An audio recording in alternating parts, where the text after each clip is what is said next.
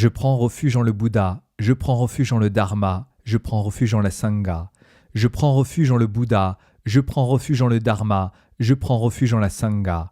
Je prends refuge en le Bouddha, je prends refuge en le Dharma, je prends refuge en la Sangha. Bhagavan, Tathagata, Arat, complet et parfait Bouddha, détenteur de la connaissance et de la conduite, Sugata, connaisseur du monde, orige qui dompte les êtres, insurpassable, guide des dieux et des humains, à vous Bouddha Bhagavan, glorieux vainqueur Shakyamuni, je rends hommage, je vous présente des offrandes et me place sous votre protection. Bhagavan, Tathagata, Arat, complet et parfait Bouddha, détenteur de la connaissance et de la conduite, Sugata, connaisseur du monde, orige qui dompte les êtres, insurpassable, guide des dieux et des humains. À vous, Bouddha Bhagavan, glorieux vainqueur Shakyamuni, je rends hommage, je vous présente des offrandes et me place sous votre protection. Bhagavan, Tathagata, Arat, complet et parfait Bouddha, détenteur de la connaissance et de la conduite, Sugata, connaisseur du monde, orige qui dompte les êtres, insurpassable, guide des dieux et des humains. À vous, Bouddha Bhagavan, glorieux vainqueur Shakyamuni, je rends hommage, je vous présente des offrandes et me place sous votre protection. Le Sutra du souvenir des trois joyaux. Je rends hommage à tous les Bouddhas et Bodhisattvas. Ainsi le Seigneur Bouddha est l'ainsi allé, le vainqueur de l'ennemi, le parfait et complet Bouddha. Il possède la sagesse et les moyens. Il est le bienheureux, le connaisseur du monde, le guide qui discipline les êtres, l'insurpassable, l'enseignant des dieux et des hommes, le Seigneur Bouddha.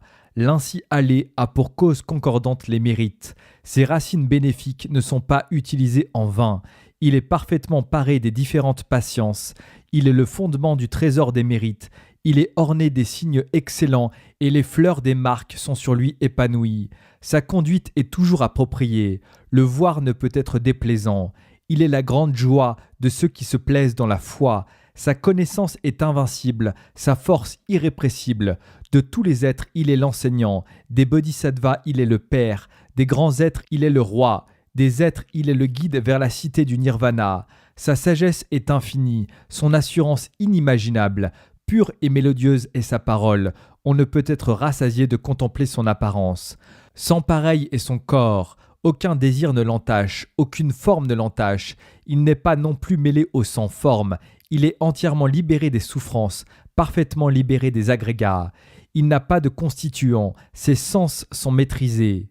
Il a pleinement coupé les nœuds, il est entièrement libéré de toute peine, libéré du désir. Il a franchi les rivières, parfaite est sa sagesse. Il demeure dans la sagesse des seigneurs Bouddhas du passé, de l'avenir et du présent. Dans le nirvana, il ne demeure pas. Dans la pureté ultime, il demeure. Il réside en le lieu d'où il voit tous les êtres. Telles sont les parfaites qualités du Seigneur Bouddha. Le saint Dharma est bon au début, bon au milieu, bon à la fin. Bon est son sens, bons sont ses mots. Il est sans mélange, complet, totalement pur, totalement purifié.